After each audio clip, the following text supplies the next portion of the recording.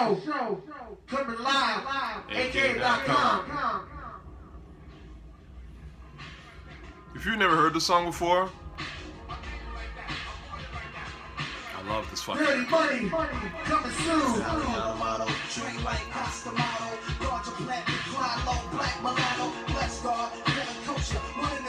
Dope stuff. Fix my dick. Then jump flicks, mamacita. Then be a backseater. Crazy. About to spit them like melon. To my song. People on dick. God damn. My slugs and drugs. Damn secure. Like this to me, secure. I'm made like that. I'm worn like that. I'm living like that. Cool Keith. I'm made like that. I'm worn like that. I'm living like that. Made like that. I'm worn like that. I'm living like that. Made like that. I'm worn like that.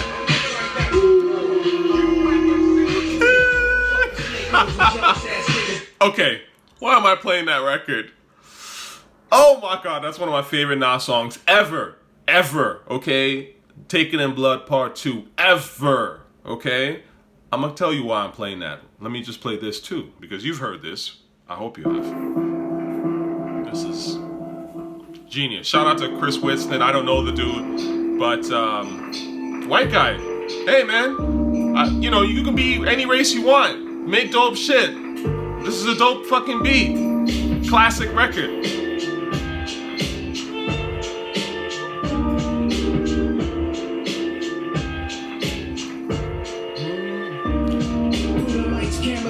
Then Liz and gold, I unfold the scroll. When I'm deceased, the beats rise like yeast. Come on, man. This road in the streets, live on the run. Jesus Christ. Jesus fucking Christ. Okay, Nas. It was written. There's a reason why I'm playing these joints, because I kind of want y'all to learn some shit here. Alright? Let me give you some backing music as usual. Here's my issue with It Was Written. I'm gonna be flat out honest. I think It Was Written is whack. Well, I wouldn't say that the album is whack. I would say that it's not whack. So let me take that back. It is definitely not whack. It's actually a very good album. It's just not as good as a certain subset of so-called Nas fans like to claim. It's definitely a major step down for Nas. It is. It really is. Like, I'm gonna tell you what I think. When It Was Written came out, I was like, I think I was entering high school or something like that. So it's the first song or the first thing I've ever heard of Nas, period. I remember at the time, a friend of mine, and again, this was back in Middle East, had the CD. And he was like, yo, there's this guy Nas. He's amazing. He's even better than Pac. I was a big Pac stan at the time. I was a really big Pac fan. So he's like, yo, check this out, right? So I pull it up, I take the CD, and I start listening to It Was Written. This is like 97. I'm listening to it. I'm not necessarily moved. The message was crazy. I love that off rip. I still think that's a great song, of course. I loved the message off rip. I was just like, this is my shit. And then the rest of it just kind of washed over me. I just remember not really being too crazy about it. Then Shootouts, I really liked. That was the other thing. It was like those two songs, I think, were the only songs that I actually kept, right? I burned them off the CD and kept them or something like that. I think it was literally The Message and Shootouts, and I think that's it, right? I remember at the time thinking that, and correct me if I'm wrong, I don't know if the It Was Written CD came with rhymes, right? Like literally, like every song had like the rhymes put, like written out.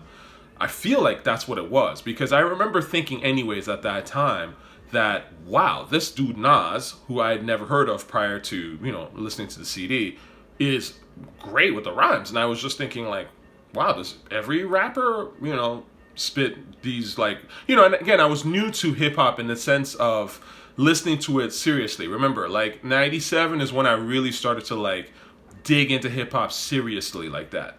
So I remember thinking like, wow, this guy's like, he's amazing with the pen. Like, this is like some really interesting stuff that he's saying. I'm not necessarily feeling the songs, but the pen is pretty amazing, right? And that's what I thought at the time. Now, as the years go by, you know, I become a Nas fan, right? Because Nas is really actually when I became a Nas fan. Nas is like, because I experienced that in real time. When it came out in real time, I was like blown the fuck away. And then from there, I started to purchase like anything Nas that came out. And then I finally went back to Illmatic in like 2003 and was just floored. I mean, like, honestly, like listening to Illmatic, I'll talk about Illmatic another day. I've said this in like, I think a Facebook post of mine. And just my experience listening to Illmatic, it was really some like life-changing fucking you know, spiritual shit, honestly. Like, it really, like, floored the shit out of me. So the point is that I subsequently became a Nas fan. It Was Written didn't make me a Nas fan. It made me respect Nas. It made me like a couple of Nas songs. But I wasn't like, oh my God, I really fuck with this dude Nas until Nas Like came out. That's when that came out. And it's interesting because Nas Like, as I've said, it's one of Nas's greatest songs ever. But it's also a harken back to Illmatic, and that's again what makes Nas really shine. It's those primo beats, it's the gutter, right? So why am I telling you all this? I think that It Was Written is obvious pop, and I think the problem with a certain group of Nas fans who are trying to prop up It Was Written as being this like amazing great album that like somehow like hip hop haters, like these purists, these gatekeepers are trying to keep us from liking this obviously great album. Look at them, they're such haters, right? Here's the problem, my dears, right?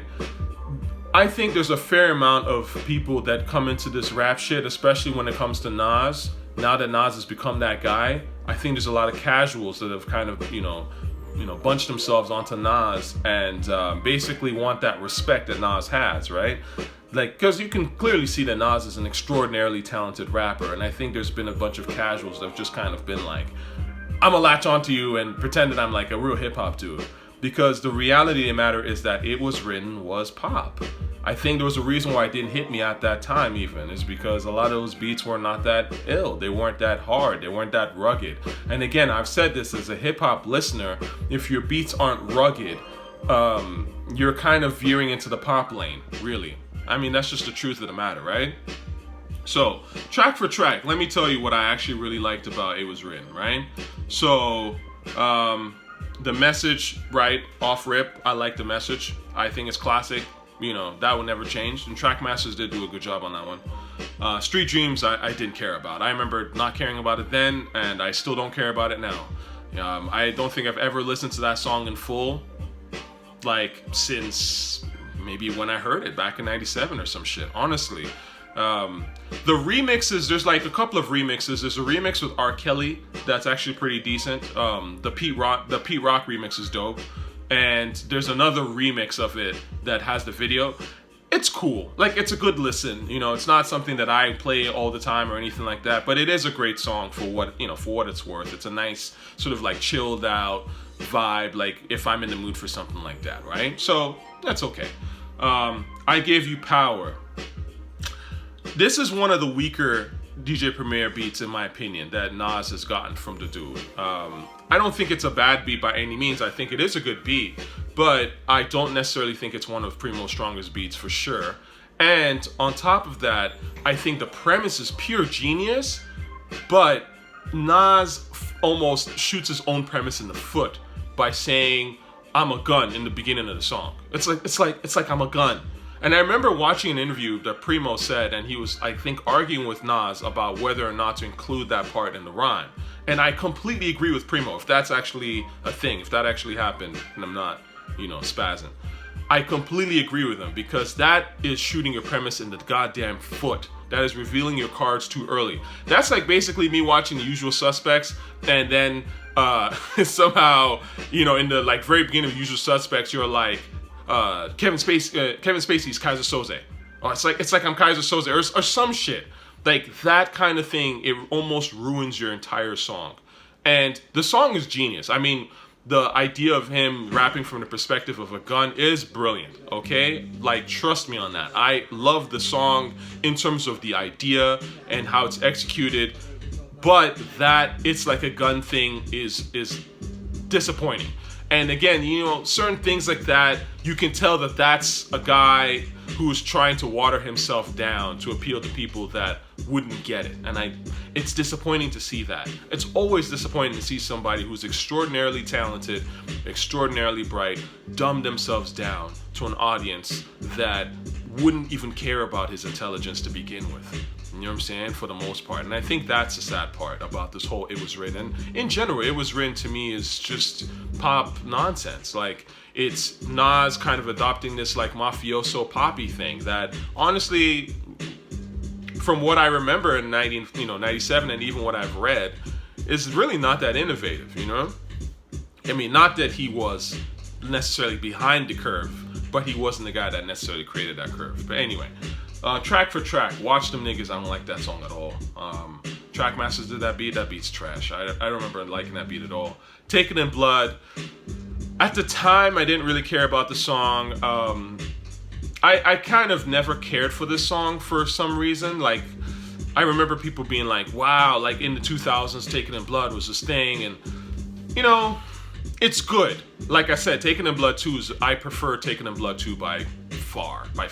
But the original Taken in Blood is dope for what it is. It's just a little bit too calm for me in compared to number 2, right? Number 2 is like more aggressive, and I think that's the whole thing, right? Like, number 2 probably was recorded beforehand, and then they watered it down for the album, right? Nas is Coming, trash. Arguably the worst song in the entire album. That beat is horrible. That intro is questionable for sure. Very homoerotic. The Affirmative Action, don't care. Setup, I like Havoc, but I honestly don't care about this beat either. Black Girl Lost, no. Suspect, I don't even remember the song. Elliott did this beat? I don't even remember that song, I gotta be honest with you. Shootouts, I loved Shootouts. Honestly, back in 97, I fucking love Shootouts. Like, I used to listen to that shit all the time. So it's not surprising to me that, I think I always get these guys confused, but one of the guys from Smith & Wesson, I think it's Tech, right? Tech from Smith & Wesson redid that over that beat recently because that song is classic. It still holds the fuck up.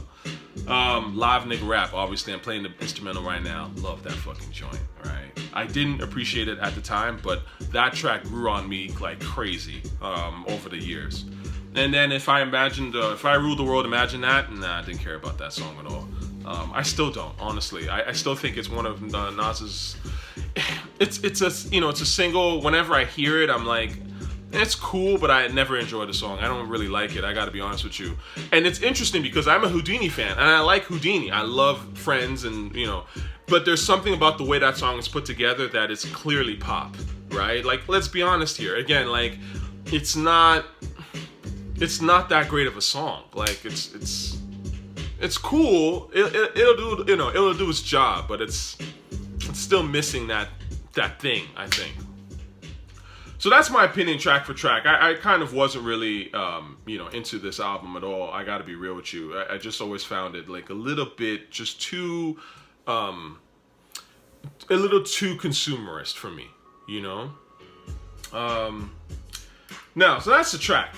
But you see, the thing is, again, the issue I have with it is that this is Nas dumbing himself down for bucks, right? He's making an album that's palatable to white America. He's sampling Sting and Eurythmics and shit like that. And, so when you guys are sitting here telling me that It Was Written is genius, it's like, do you guys not realize that, like, this is clearly Nas, shooting for pop stardom, like, and literally aiming an album at casuals? You know what I mean? Like... You look a little bit suspect when you're telling me that It Was Written is better than Illmatic. It's like, yeah, it's better than Illmatic because you're a casual at the end of the day. And you don't really get what makes Nas Nas, right? The Persona Escobar thing nearly killed Nas's career because it nearly killed his entire credibility. And actually, if we're being real here, Nas himself, I think, he did a trade-off that I think to a certain degree I don't, it's hard to say whether or not it was, good or bad, because ultimately, yes, he did get more listeners, and of course Nas has continued to become one of the greatest rappers of all time. So it's hard to really say whether or not it was a bad move technically, but I will say this though, and I agree with Elliott Wilson, you should read his review on It Was Written in Reasonable Doubt, and he says a very, very important thing, that It Was Written sounds like Nas basically trying to be like Jay-Z, which is crazy when you think about it. And that Jay-Z, Reasonable Doubt, it's like It Was Written as everything that Reasonable Doubt like authentically is, if that makes sense. And It Was Written is what it's like Nas is trying to be that. And so in a way, Nas already gave away his his essence to Jay. He basically took a backseat to Jay just by releasing It Was Written. It was like, that whole I make so much money, I'm this mafioso kingpin, I'm doing all this shit. It's like you're basically saying that, that's the wave. That's what you're supposed to be. And there's already a guy, Jay-Z, who is that to a certain degree and is more authentic to him, and he's doing it better. So you're kind of basically giving up what makes you so unique. That street philosopher, poet, down-to-earth, regular, intellectual dude, you're basically shunning that and trying to embrace an image that someone else already is, right? And so, in a way, Nas kind of, opened himself up for fire, which is why I think, obviously, when Jay-Z went at him, smartly, was like, basically, one of them shits was due, the other was, basically the shit he said on Takeover. It's very accurate, right? Like, that shit was kind of one was nah. Yo, that Takeover, man, that's a classic fucking diss right there. One of my favorite. But the point is that your critics have kind of failed you a little bit, because before our critics used to keep it 100. Like, if you watch and, you watch Elliott Wilson now, and when he kind of is, like, interviewing rappers, of course, he's never going to say anything like what he used to say back in the past, right? Elliott Wilson's going to, he's going to shuck and, and laugh and shit. And again, no disrespect to Elliott Wilson. It's a different time. I get, I get it, but at the same time, it is very disappointing to see someone who's an elder statesman in this hip-hop shit, who is a smart guy. And it's sad to see that our critics have disappointed us and don't keep it real anymore. Because if you look at his review for Reasonable Doubt and It Was Written, he was right on the fucking money. And he was unapologetic about it. Just like I'm being. And that's why, to a certain degree, I'm saying what I'm saying. Because, look, see if I can get a nice little beat for you guys. But I'm saying what I'm saying because I'm just tired of people faking the funk. And a lot of stuff, man, is kind of obvious in hindsight. Especially in hindsight, it's obvious. But even in the moment, it can be obvious when you listen to hip-hop long enough and if you really pay attention to it. I suggest really check out that review because he does, say some stuff.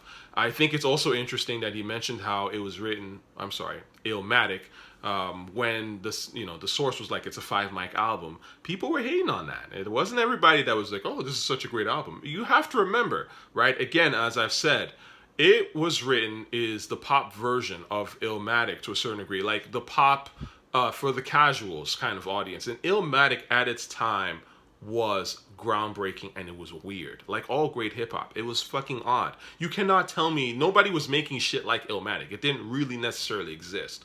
There's an interview Doggy Diamonds did with Erick Sermon, and Erick Sermon is talking about how he had the chance to a certain degree to work on Illmatic, but he didn't really, not that he didn't get it, but he was kind of like not interested. Because to him, he was just kind of like, oh, Nas is rapping about street stuff, and that's not really what's popping right now. Like, Erick Sermon tells you that, right? So, back in the day, obviously in 93, Erick Sermon is on top of the world. He's got Redman. He's, gearing up his other acts, and he was talking about how, like, rap was more pop culture-y, especially in the East Coast, and then that's effects-y types of shit, right? Like, it was a lot more casual-oriented, actually. And so Nas coming out with this like street science, fucking, mythological, mythical, poetic, shit that he was doing on One Love and the crazy beats and it's meditative and all that shit. Like, Erick Sermon was not on that. And that's the whole point. People were not really on that. But of course, they quickly caught on because, again, when genius shows itself, not everyone gets it, but very quickly there's some sort of like, oh, this guy's special, and then the casuals want a piece. And then that's when you kind of try to like dumb it down so that they can get on board, right? And that's what It Was Written is. It's just a way to actually dumb it down for the casuals. And so that's why I'm not really impressed by that album. I got to be honest with you. I never listened to it. Do I think it's the worst thing ever? No, of course not. Are there some brilliant songs on it? Sure, of course there are. But is it what made Nas great to begin with and the thing that makes you care about Nas in 2021? I would argue no. I mean, there's a big reason why everybody talks about Illmatic and is still like, you know, celebrating it, right? Because it really is the best thing that Nas put together as a whole project. And whenever you see Nas sort of get back to that, that's when he starts to shine for real, right? Nas is like, he got back to that. That street philosopher shit, right? Lost Tapes, he got back to that. Second Childhood. You know, these are things, and that's why, again, people talk about, man, when is there going to be another Lost Tapes? Because at the end of the day, the Lost Tapes, the Illmatics, like, that's Nas at his core. That's the Nas that we really, really, really love and we hunger for. The, you know, I'm Escobar with a cigar in my mouth and a pink suit on is like, okay. I mean, a casual might be interested in that shit, but in general, nobody cares, right? Especially now, in 2021, no one really gives a fuck, right? Like, Nas is redoing old songs, like, that have that Illmatic quality to them. Life is Like a Dice Game is like an Illmatic quality record, right? You know, he's not redoing Nas Is Coming. Nobody cares about Nas Is Coming in 2021. And that's my point, right? It's all about what's timeless, you know what I mean? I think that kind of ends it. The last thing I wanted to mention was The Message, actually, I think is the first rap song to sample Sting. Is it The Shape of My Heart or something like that? And, you know, again, it's a smart sample. It's a smart sort of like pop, but still hip hop and does it really well. And The Message is great. It really is one of the best songs on the entire CD by far.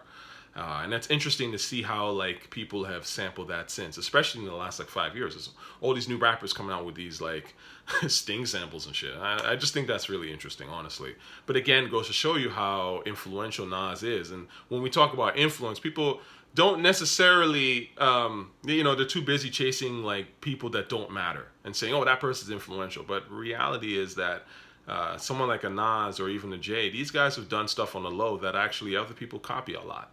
You know, Nas and Jay just don't really talk about it like that. You know what I mean? So I think that'll be that for today.